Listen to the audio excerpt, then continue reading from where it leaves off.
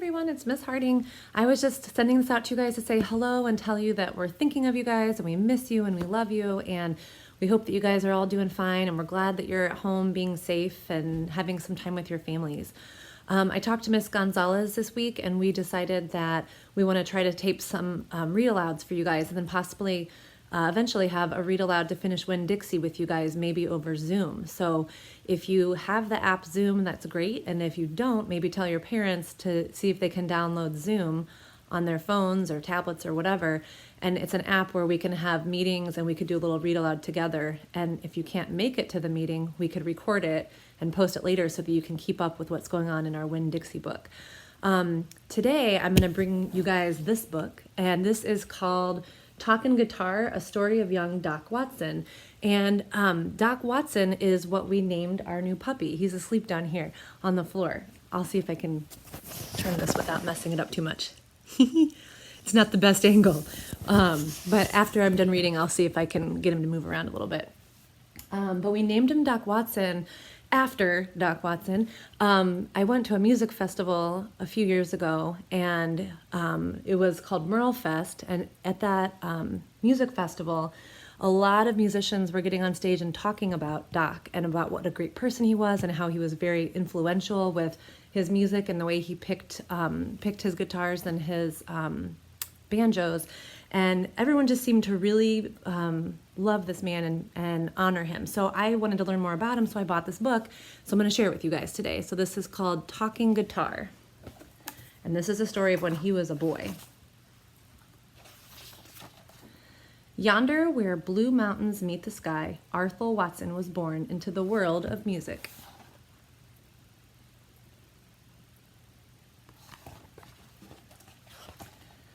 From early in the morning till Mama sang him to sleep at night, he listened.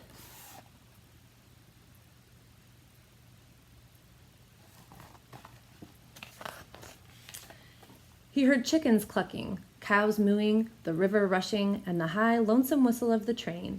He heard tree frogs peeping, plows jangling, and voices raised in song. It was all music to Arthur. There's some onomatopoeias on this page if you guys want to try to check those out. Remember, onomatopoeias are like sound effects, right? Arthur's favorite music was the sound of the wind and the rains in the trees, but he loved the quiet between sounds too. Arthur had ears like a cat.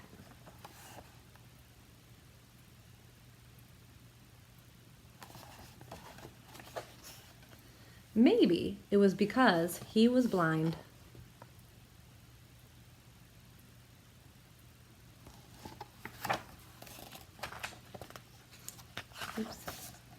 Arthur had a heart full of melody and a head full of song, and he just couldn't keep all that music inside.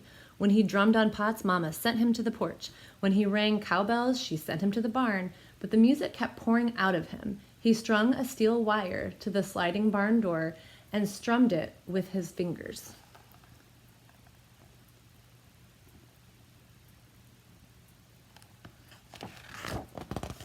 Pappy gave Arthur a harmonica. The first notes he played sounded like a wildcat howling, but he kept on practicing. Pappy made Arthur a banjo. The first notes he played sounded like a rusty door hinge, but he kept on practicing.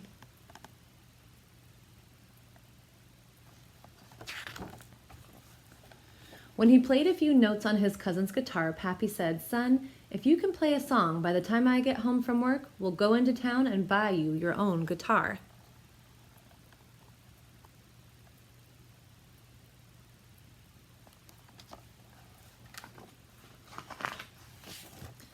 That evening, with the few chords he knew and a belly full of butterflies, Arthur played a sweet, simple song for his family. "I reckon we'll be buying that guitar," said Pappy.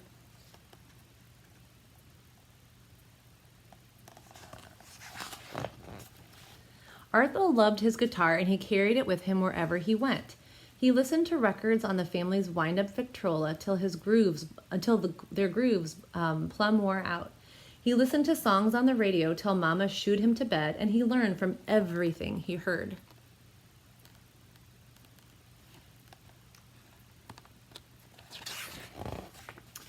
Pappy needed help on the farm and put Arthur to work. Sawing logs with his brother, he memorized rhythms. Milking the cow, he sang harmony and yodeled back to geese calling overhead.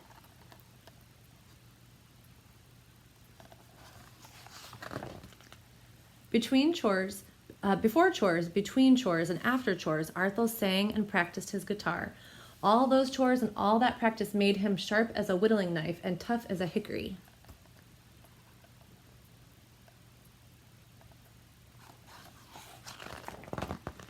He reckoned if he could work like everyone else, he could play music like the folks he heard on the records and the radio. And using all he had learned and all the sounds he loved, he began to make music of his own. It felt as natural as dew on a foggy mountain morning.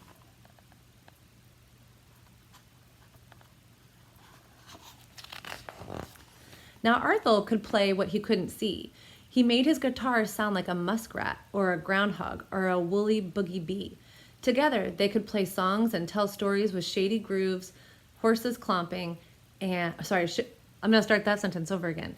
Together, they could sing songs and tell stories about shady groves, horses clomping, and catfish jumping. And they could make the sound of the wind and the rain in the trees.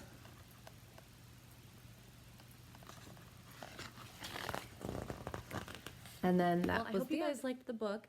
And Doc Watson, the dog, is still asleep, and I'm kind of afraid to wake him up. It's kind of nice for him to be sleeping right now, actually, because he's usually very busy and he takes a lot of energy. So I'm going to let him sleep, but I will add some pictures and stuff to the end of this video. Okay, so today's your first day of e-learning, and you guys all just do your very best on those packets. Do what you can. If you've got questions, please let us know. Please try not to stress too much. If you need help, I'm here and I can help you with it. And I think everybody's just going to do the best they can do, and we're going to just get through these next couple of weeks and help each other and support each other. And I think whatever you guys can work on at home is great, and you guys are going to do fantastic. So we love you and we miss you, and we'll talk again soon. Bye.